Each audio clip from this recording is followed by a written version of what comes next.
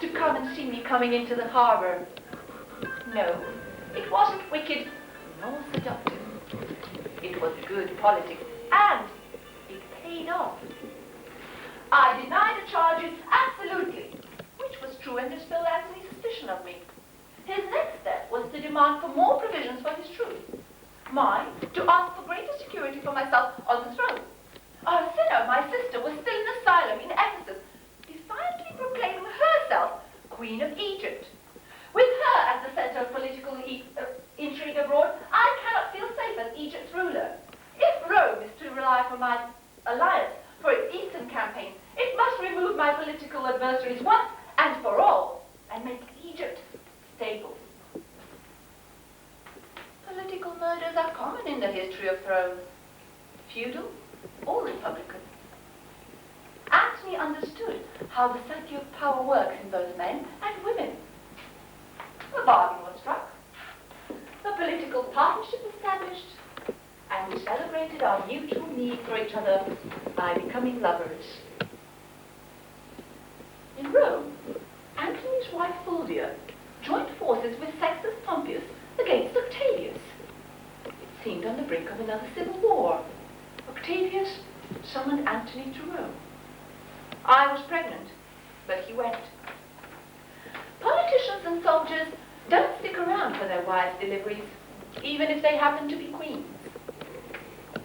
By the time Antony reached Rome, Fulvia had died, and Octavius consoled him on his widowhood by rushing him into marriage with his sister Octavia. The marriage alliance patched up their political disagreements. While Antony's wedding bells were ringing in Rome, I, his true partner, was giving birth to twins. I named them Alexander Helios and Cleopatra Selene. There was no chance of Antony's return. He was now one of the three in the Roman triumvirate whose aim was to consolidate the empire. Then, the Parthians started to play Syria again. Though they were chased out, their aggression continued. I was worried. Would they be in Egypt next? What were the Romans going to do about it? Then I heard that the triumvirate had decided to teach the Parthians a lesson, and that Antony was to lead a campaign against them. This meant that Antony would be coming east again after 3 years of absence. I waited.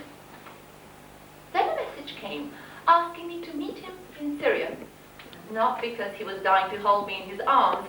Politicians and soldiers are far too busy with other arms, but because he needed me to raise money for his campaign.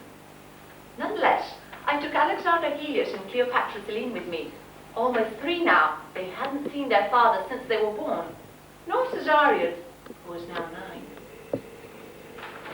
The moment we met, we were in each other's arms. There were no grievances, no recriminations. Time was short, and our desire too overwhelming. He was happy to see his children again, and Caesarion, who had grown taller. The children were much in awe of their general father, and Caesarion had a taste of his Roman roots. And we? Time stood still for us. Nights were sweet, abounding in the delights of the body. And the mornings? Political, in hard negotiations. Antony was a shrewd politician. He knew which allies to back, which countries to pick as friends. I respected his political strategy, but also knew how to make use of it for my own purposes. As client queen of a Roman dependency, Antony asked me to provide help for his Parthian campaign. It was time to come up with some hard negotiations. No, I never let Antony get away without giving as much as he got from me. I knew how much the Parthian campaign meant to Rome. So, I promised to raise a fleet and provision his army, if, in turn, I was granted the territories in Asia Minor. It was all very tiny. I was launching new agricultural projects to generate trade and industry in the country and needed land for planting dates and balsam orchards.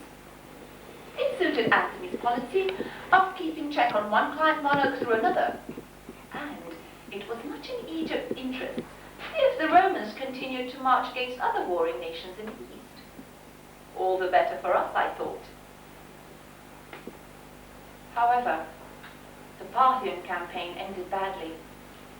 Antony suffered great losses of equipment and troops and had to beat a fast retreat. The army was greatly demoralized and needed fresh supplies. Antony sent for me again. I was late in coming, as I was pregnant with his third child and had to wait for the delivery. But another reason for the delay was my concern at backing a defeated army. Was it good for Egypt?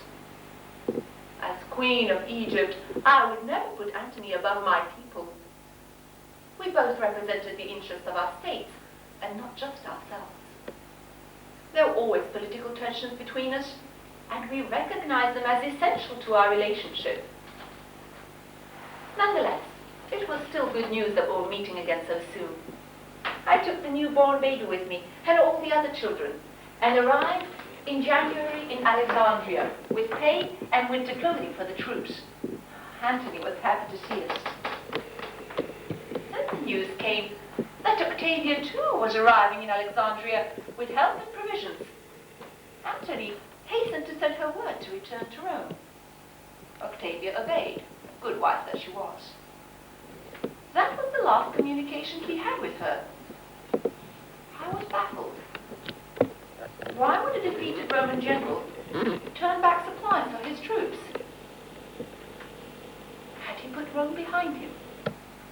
For good? A question that soon got answered. He never returned to Rome after that. Then came the winter. We moved to Alexandria to bury ourselves in personal delights. But Antony remained obsessed with another Parthian campaign to recover his reputation. I got working on raising funds and sent off emissaries to the neighboring countries for support. In the meantime, trouble arose from an unexpected quarter. Sixtus Pompeius seized a town in Asia Minor and opened up negotiations with the Parthians. Rome was watching Antony. It became necessary for him to prove he could handle the eastern regions by himself. So, without delay, he led an attack on Armenia, declared it Roman territory, and brought its king, Artaxerxes, back to Egypt, to Alexandria. Not to Rome, but to Egypt. What's more, the victory was celebrated with a great festival, a declaration that henceforth Roman consolidation of the eastern regions would be done in the east itself. A procession was taken through the streets of Alexandria. War prisoners wore the showpieces. Among them, Artaxerxes, the Armenian king, the prize booty, walked in heavy chains. Antony followed in a chariot dressed as Dionysus, the eastern god. Oh, the people cheered. Antony had celebrated his victory as if it were Egypt's own. Rome was scandalized. A Roman triumph in Alexandria? Octavius cashed in on the scandal, proclaiming, Antony is no longer a true Roman. If Rome was shocked by Antony's victory celebrations, I was no less baffled. I remember thinking, what was he up to? Only recently he had patched up with Octavius and married his sister. Why the sudden change? Love for a woman? No man would put a woman above politics, I knew that. His children? No, to men, children are not a pull. Why then, I kept on asking. And then it hit me. Antony had become ambitious to carve out a separate dominion for himself. The victory in Alexandria was a test announcement to Rome. Later, I found out what had led to this change in Antony. Around the time of the Parthian campaign, Antony had become disillusioned with Roman politics. Octavius was no Caesar, he must have realized, and that instead of backing a weak horse, he himself could be in the running. When leaving Rome this time, he made a will and left it in the safekeeping of his banker. This meant that Antony had decided to burn his boats behind him, making the East his military and political base. In his will, he declared Caesarion Ptolemy XV as Caesar's son and his rightful heir.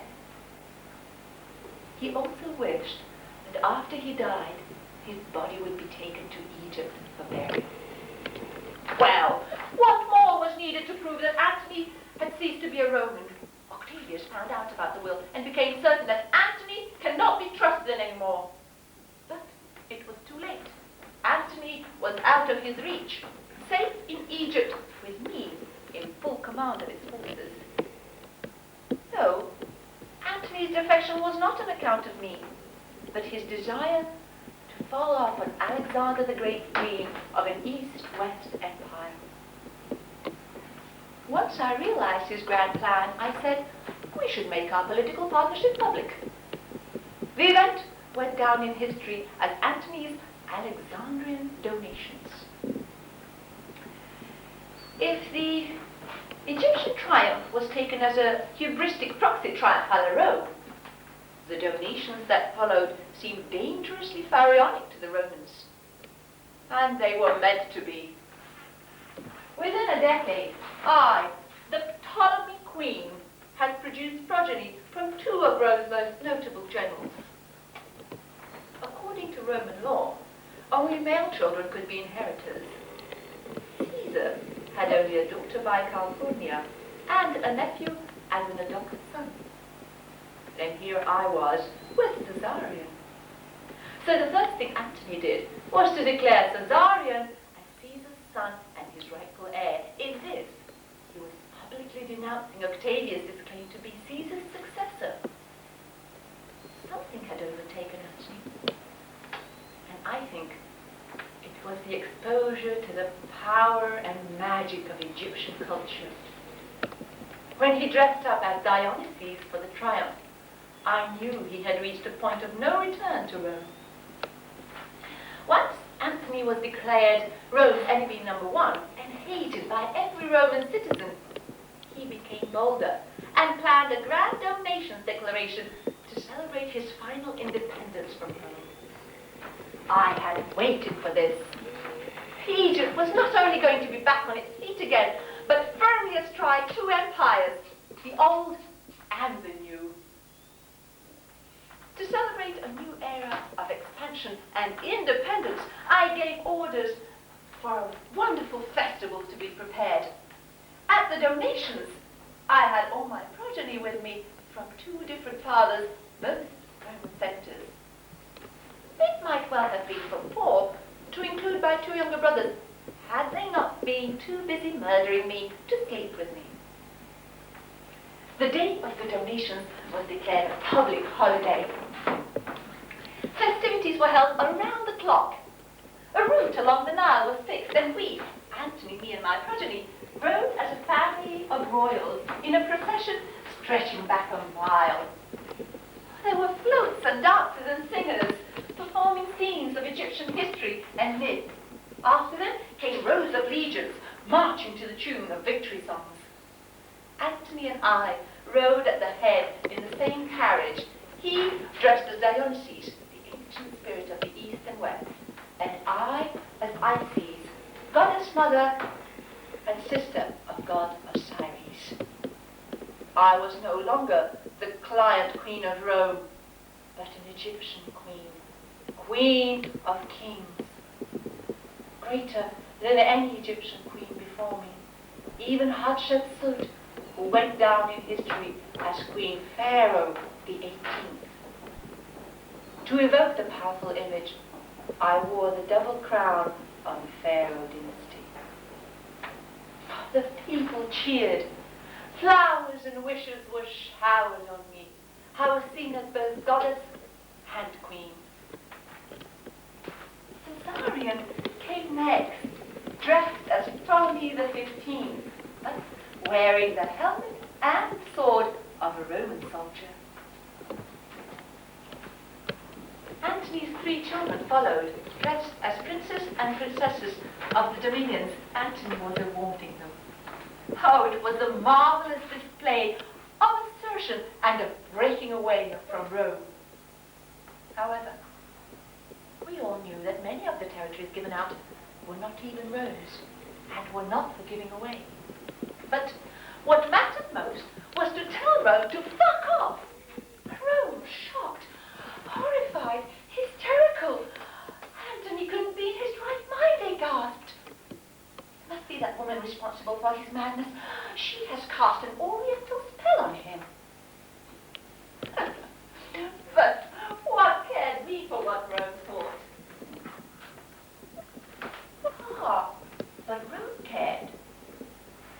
Cleopatra's banquet was next on their shop list. It sent a fresh wave of rumors of my seductive indulgences. We laughed at them. Roman gossip became our staple amusement. Little did I know they would travel down the centuries as a hallmark of Eastern excesses. But the fact of the banquet was that it was a festive meal in honor of Bastet, a manifestation of god Ra associated with the cat animal. Egyptian medical practices used cats for various preparations. So tradition had it that at the feast of Bastet, one pretended to be a cat and ate out of a bowl. And the food had to have medicinal value. Metaphorically, it was named as the most expensive meal of the year. Now, it's common knowledge in the East that pearls, as seaborne gems opposed to minerals, contain a wealth of water cures.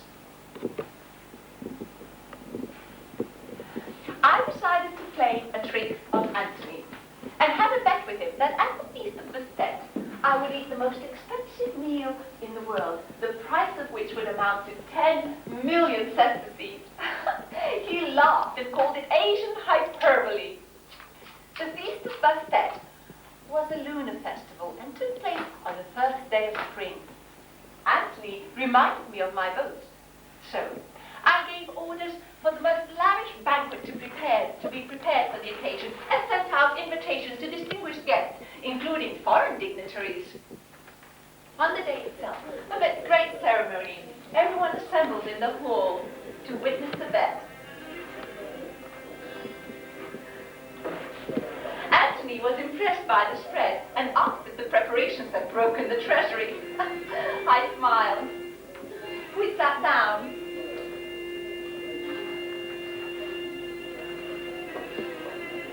After the musicians sang hymns to the goddess Bastet and prayers were said, everyone gathered to witness the bet. I ordered the servants to bring a bowl and hold it up to Antony. He bent down to inspect the ingredients. It was filled with liquid. He smelt it and announced it was vinegar. I nodded. He roared with incredulous laughter. I took off my famous pearl earring, only one worn in the right ear as a tribute to Bastet, the value of which was well known to all. I threw it in the bowl, shook the bowl vigorously, stirred it, and while the liquid was still swirling, I drank it, pearl and all. Antony's hand went up to stop me. His face contorted with disbelief, but it was too late. Bottoms up, and I put the bowl upside down on the salver, thus making it the most expensive meal ever known. The musicians struck a high note, announcing my victory. Oh, it was great fun.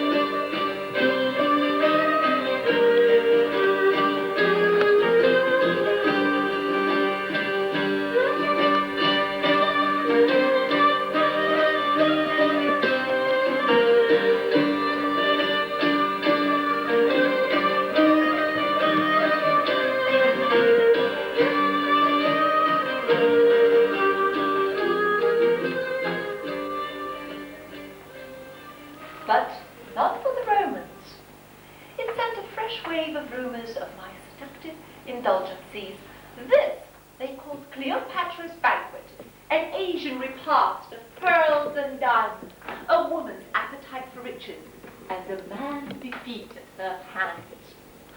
Ridiculous. Romans had no sense of fun. If they had some knowledge of alchemy, they would have figured out the trick behind the shoe. They didn't know that a good pearl can take away the sourness of the vinegar, and that it can be kept in the nook of the mouth for some time without harm.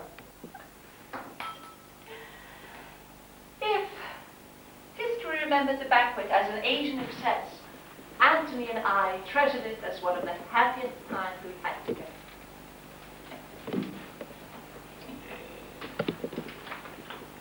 But alas, politics was always round the corner. News of widespread discontent among the Roman senators against Octavius was timely. If the grand plan for an east-west empire was to work, this was the time to strike. So, in the autumn of 32 BC, a month after the Donatians, we moved to Ephesus to assemble our fleet and army there. It was a clear sign for Octavius' opponents to join us. 2 influential consuls and some 200 or 300 senators left Rome to join Antony. Octavius stood no chance against our forces. Yet, there was friction at the meeting. The Roman commanders objected to my partnership in the war. The Donatians had made them uneasy about my role in the operation. They said they would follow Antony, but without me. I said, all right, I'll go, but take my fleet with me. That shut them up. It was take it or leave it. They gave in. It looked as if war could happen at any time. I was in favor of an offensive. Our forces were so superior that victory was a foregone conclusion. But Antony remained opposed to a strike. He knew the Roman mind. Defeating Octavius was one thing, he said, but making the Romans accept an Asian queen as co-ruler of the Roman Empire, another. So, much against my calculations, we waited in Greece with a come on to Octavius. And history proved me right. But Western historians have blamed me for Antony's defeat in the battle. It's the usual male perception of a woman's role in warfare. Had Antony won, they wouldn't even have mentioned me. Anyway, in September 31 BC, the famous Battle of Actium was fought. We put new energy into our operations, not so much to win, as to fight our way out. I wasn't big concern when the treasure chest kept aboard the flagship under my command. The idea was that if we lost but had the treasure, we could raise a new fleet and return next year to engage in another battle against Octavius. The War Council approved it.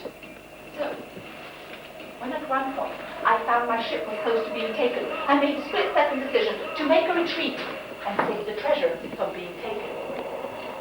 The tactic misfired. Antony saw that my ship was under attack and followed to distract the enemy. It was a hasty move as his ship was not under attack at that time. Soon the word spread that both leaders were in retreat. The commanders panicked, were trapped, captured, and many were killed. As our own ships were sailing southwards, word of more and more defections started to come in. Fortunately, a lull followed when Octavius was recalled to Italy. However, we all knew he would be back in the spring. This gave us time to reinforce ourselves. But Antony was badly depressed by the defeat. I tried to reason with him, pointed out that we stood a good chance of winning, that our land forces were still in good shape and we could still raise a new fleet. Unfortunately, it had the opposite effect on him. He started to rant at me, blaming me for the hasty decision to retreat. The Roman contingent added fuel to the fire by insinuating that a woman's presence in the battlefield only brings disaster. I saw the Egyptian commanders go red in the face. I owed it to their pride to strike back at the Romans. I spoke loud and clear for all to hear. Was a woman to blame for the disastrous failure of the Parthian campaign? That shut them up. But Antony was furious and lashed out at me. All pretense of equality fell away as I was reduced to being an ordinary harlot for him. Accusations at a time of crisis are understandable, but abuse is not. For the Queen of Egypt to be abused by an upstart was not to be tolerated. I struck back and told him to get out of Egypt and left to show better manners. I left him ranting and went ahead with preparations myself. There were state matters to attend to. Food shortages were affecting people. Looking ahead, I sent off emissaries to the neighboring countries offering them money if they would join us in the spring against Octavius. At home, I tightened security against internal enemies. I then turned to securing some safety for my own family. I was worried about Caesarion. I knew he would be the first to be killed. Where could I send him to be out of Octavius's reach? Was there a place where he could be safe from the Romans? I thought hard. Then, out of the blue, India came to my mind. Alexander's accounts had described India as a land of tolerance. Ever since Alexander's times, Indian stories and fables were popular in Egypt. The stories of the holy men were told and retold in every generation.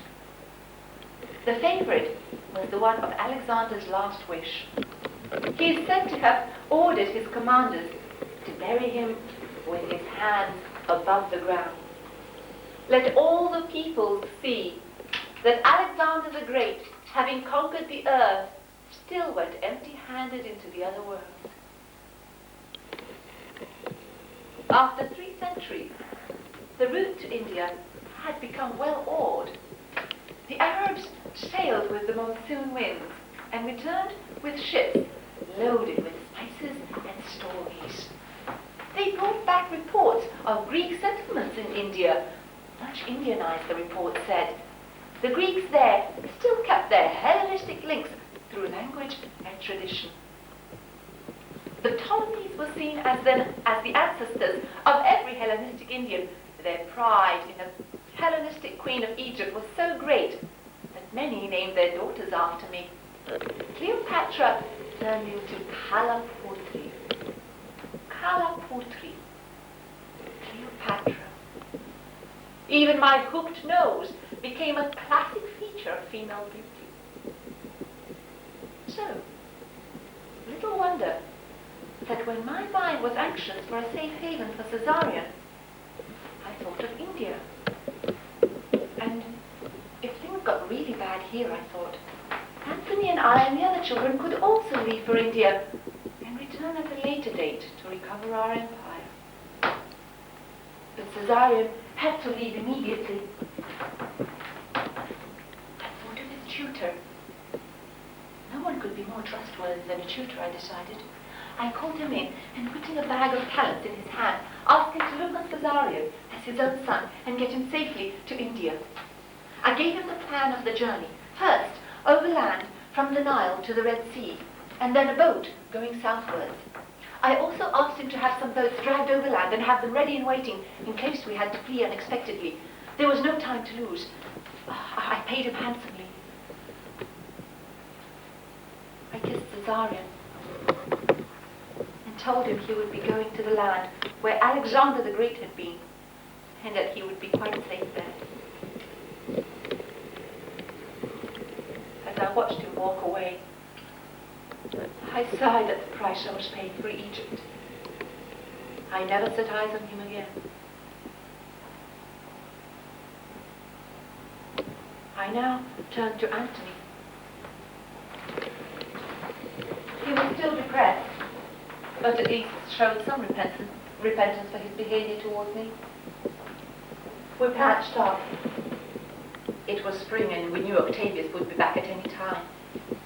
Though we were better prepared now, the War Council forced us to negotiate for peace rather than take up a defensive position. We had to agree. Terms of a peace treaty were sent to Octavius. I offered to step down, provided my children remained the rulers of Egypt. We waited. No answer came. Perhaps he wanted to hear from Antony, we thought. Antony promised to give up his military posts and retire from politics. Still no answer. We repeated our messages again, compromising more every time. But Octavius remained unresponsive. So, we had no option but to defend the city. Antony ordered the army to gather outside the gates and exhorted them to fight with courage and die a heroic death if need be. As Antony rolled out to defend the city, the Egyptian fleet sailed out and met Octavius 10 miles off the coast. Reports of more and more defections started to come in, but Antony remained resolute at his post with a handful of soldiers. I started to act and sent the children into hiding, and myself moved into my monument with Charmian and Iris, my two most trusted servants. It was no time to trust anyone new. The air was hot with rumors of every sort. The enemy at home was hard at work. Someone sent a message to Antony that I was dead. That was the last straw for him. Octavius' forces were closing in. He did what every noble Roman was expected to do in times of defeat. He fell on his sword. My own message of being alive came too late. Mortally injured and bleeding, he asked to be taken to my monument. Is this the end? I asked the god, as I saw him dripping with blood. As Antony was gasping his last breath, I heard Octavius' forces closing in. Now, I had to decide what to do with myself. Did I like Antony? Or buy my way out with money? I still had the treasure chest. I still hoped to escape to India and raise a new army there. Caesarion must be safely out of danger by now, I calculated. The boats must be waiting for me, I was sure. Then a message came, informing me Caesarion had been killed. They had tracked him down, and his tutor had betrayed him for a sum of money.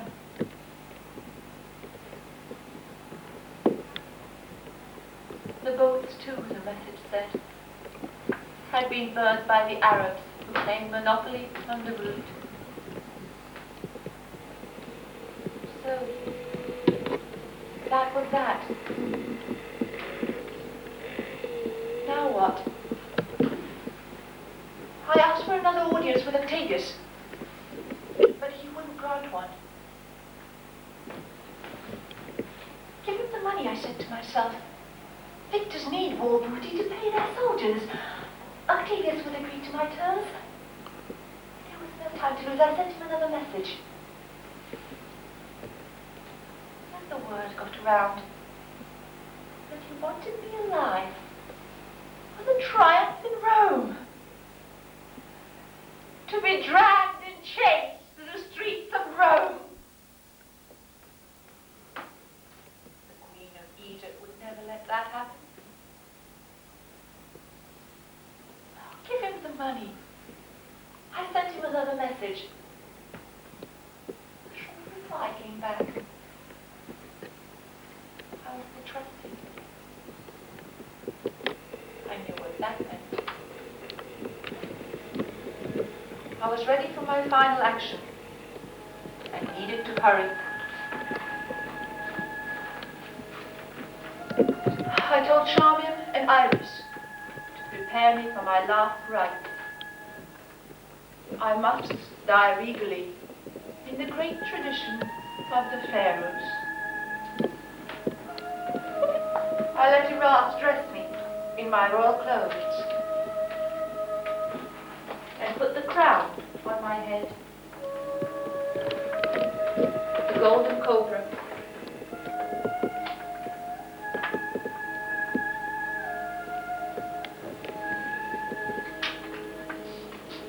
Rani, I said, priestess and friend, sing a hymn to Osiris. Tell him that his sister, Isis, is on her journey to be with him. Egypt will not need Isis anymore, nor any of the other gods. The invaders will bring their own gods. Egypt's time is over. Its grandeur gone.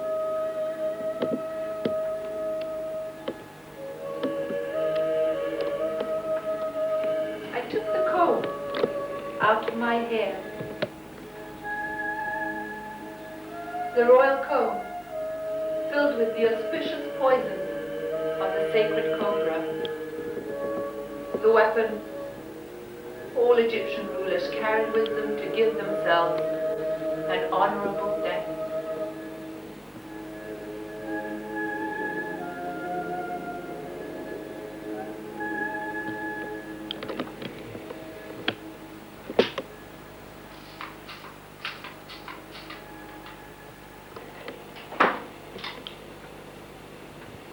Shamian,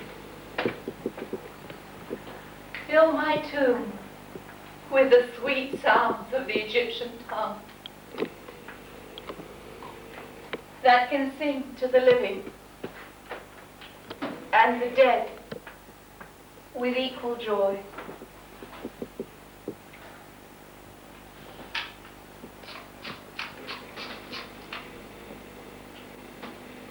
The passage of the dead begins. Osiris awaits the arrival of the Ptolemy queen, Cleopatra VII. The gallery above is filled with all the gods to witness the weighing of her heart soul.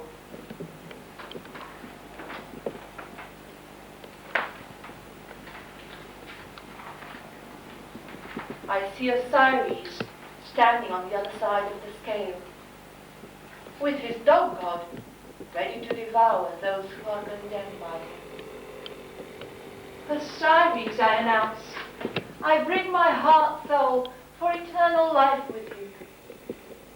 Is it light as the feather of Mars, he asks, or heavy as food for the dog god?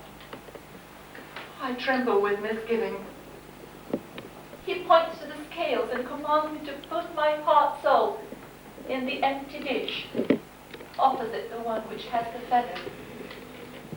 Watch the scales, Cleopatra, fair Cleopatra. If the needle equals the lightness of your heart soul with the feather of Mart, you shall fly above and join God Ra. If not, I ask pregnantly, you shall be devoured by my dog god. I look at the needle. Everyone watches. It keeps going up and up and up until it is so straight that it is indistinguishable from the handle. And then the god bursts into a hymn in praise of the pure and immortal. Osiris smiles at me and bids me to commence my journey to the celestial spheres and join God Ra in his divine ship, sailing across the eternal sky.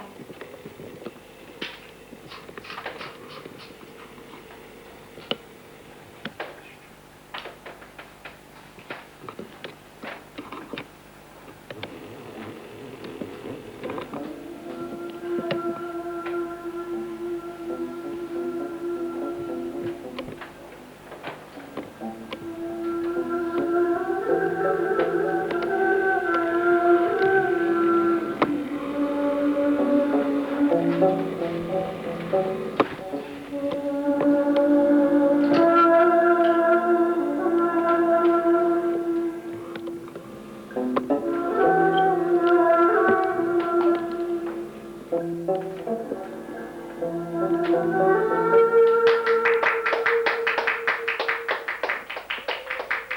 out, Rani. Very good, very good. So the video, the man can take over. So yes. Thank you. Can the rest of you come out? But there's only Linda. There's only Linda, oh, the Penny and Andrea West. Okay. Chubba. Okay, Chubba. Hello. A little bow. Thank you. Okay, 1, 2, 3. Thank you. Okay, now that's very good. Thank you. Very good, very good. Okay. You're in the wrong business, you know.